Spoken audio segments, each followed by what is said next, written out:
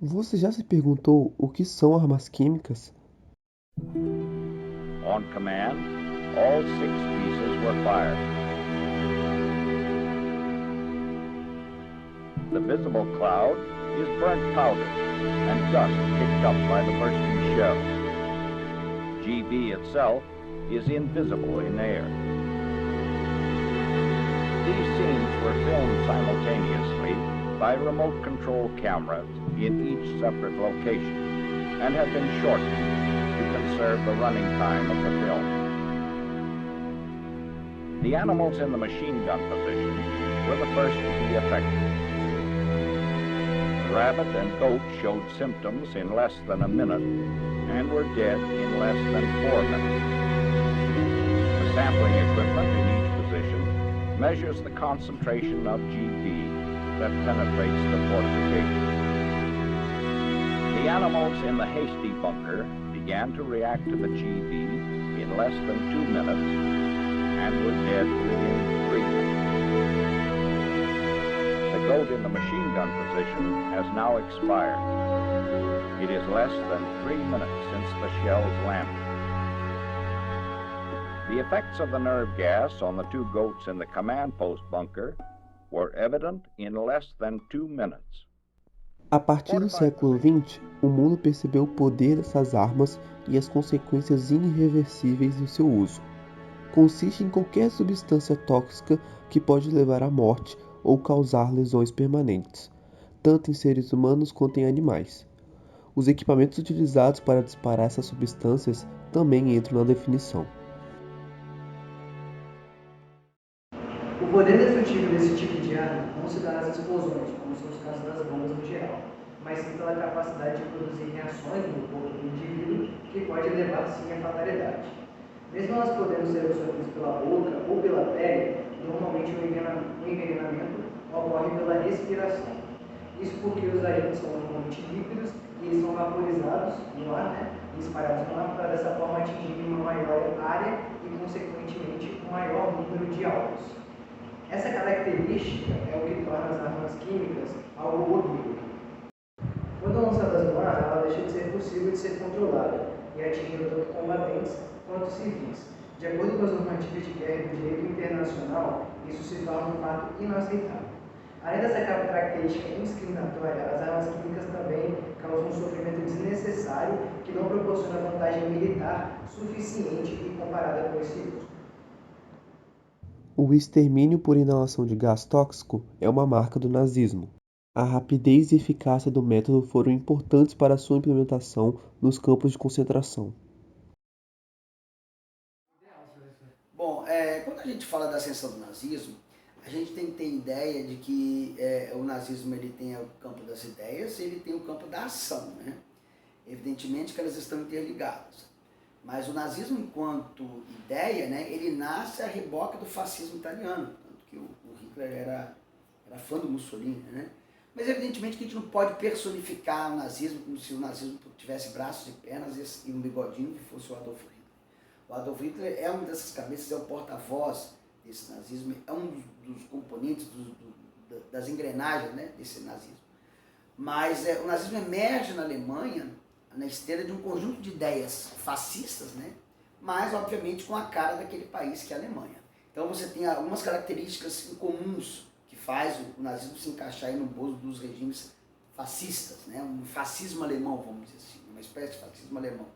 Que é a valorização da tradição e repúdio ao moderno, a questão da ação pela ação, a obediência cega ao líder, sem você pensar muito, sem você filosofar, ou fazer um apelo ao lado intelectual, é a ação superior à questão intelectual, o repúdio completo às discordâncias, o nacionalismo xenófobo, que exclui aquele que não faz parte daquela comunidade de pessoas que comungam de um determinado valor ou possui uma identidade étnica, né? Que é o que o Hitler defendia, essa fictícia raça ariana, o medo e o ódio ao inimigo, e o inimigo que o Hitler vai elencar, que o nazismo vai elencar, né? Para poder manter a sua comunidade interpretativa unida, vai ser o judeu, vai ser o comunista, né? E os povos ditos inferiores, que são esses inimigos da Alemanha, e aqueles países que colocaram a Alemanha na condição de que estava, né, de humilhada ao ao final da Primeira Guerra Mundial. O culto ao heroísmo, o herói, esse líder carismático, é o líder, é o herói, é aquele que é o porta-voz do dom, que tem o direito de falar e você apenas o dever de obedecer. E também os valores machistas, né? O homem acima da mulher e a questão da arma, uma sociedade militarizada.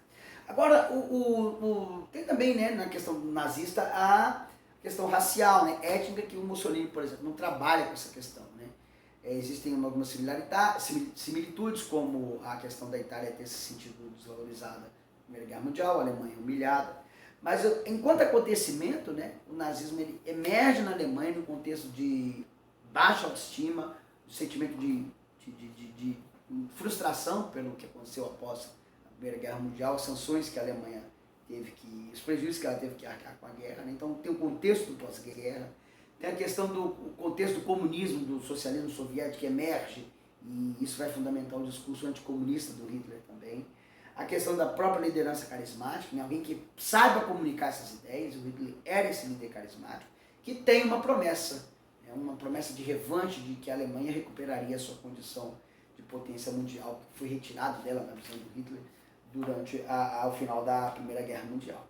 E existe aquele conjunto de características que também vão ser implementadas no governo do Hitler, ou pelo menos tentaram, né? O anticomunismo, o antiliberalismo, a completa intervenção do Estado na economia, dirigindo o capitalismo, a fim das liberdades políticas, e também o antiliberalismo, nesse caso político, a questão do unipartidarismo, só pode haver um partido político que tem ligado ao Estado, né? E aí a bandeira do partido é a bandeira da Alemanha, que passa a ser a bandeira do partido nazista.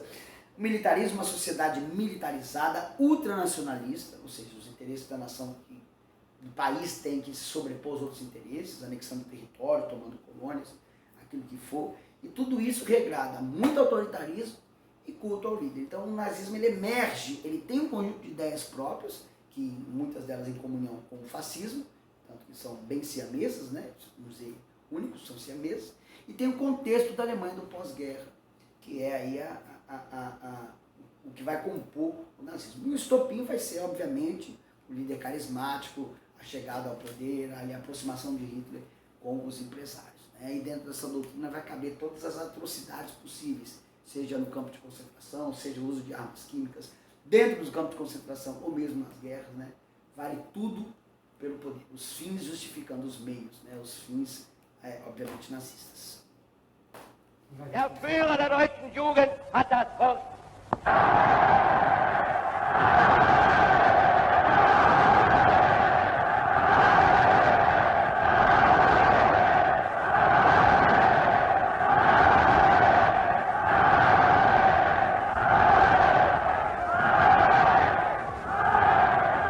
Meine deutsche Jugend, nach einem Jahr kann ich euch hier wieder begrüßen. Ihr seid heute hier in dieser Muschel nur ein Ausschnitt dessen, was außer ihr über ganz Deutschland steht.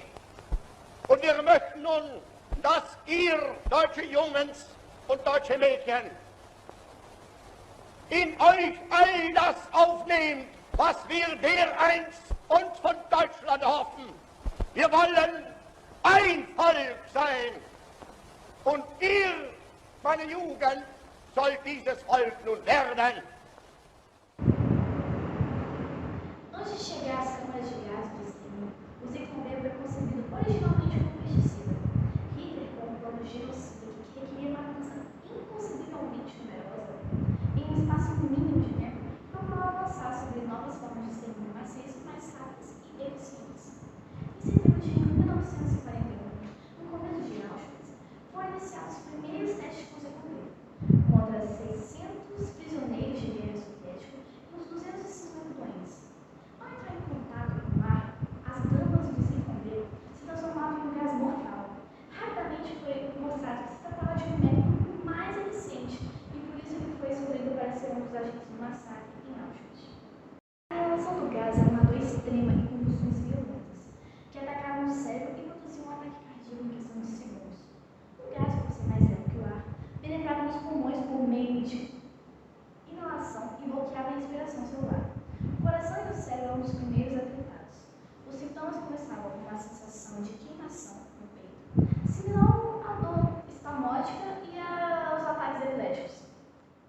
Outro fator importante na hora de morrer por inalação de Zyklon B era a altura da vítima.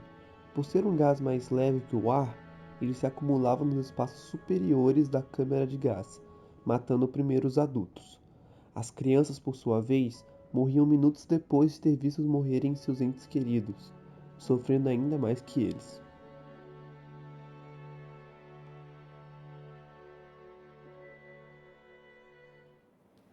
O Zyklon B, também conhecido como cianureto de potássio ou ácido prússico, tem como efeito mortal a atividade hematóxica, que intoxica o sangue, visto que o íon cianeto liga-se às hemácias no lugar do oxigênio e provoca uma asfixia com morte rápida.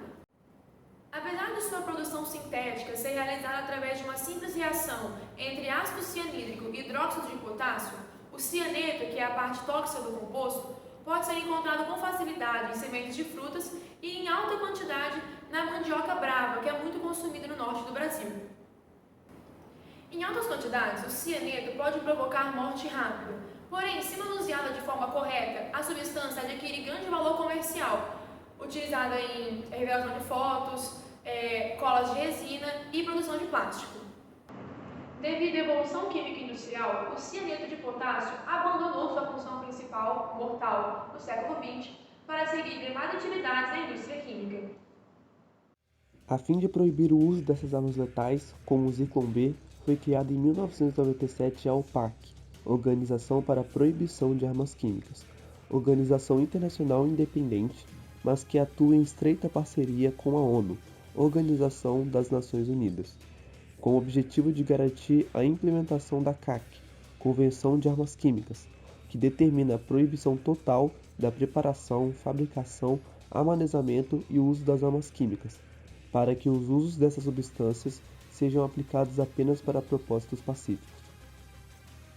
O uso desses instrumentos bélicos é indiscriminatório, atinge além de combatentes, civis inocentes, causam sofrimentos desnecessários, tendo em vista que não há vantagem militar no seu uso, e existem diversas outras formas de resolver conflitos. Destruição, morte, dor, agonia e sofrimento, até onde vai a maldade do homem na sua obsessão por poder.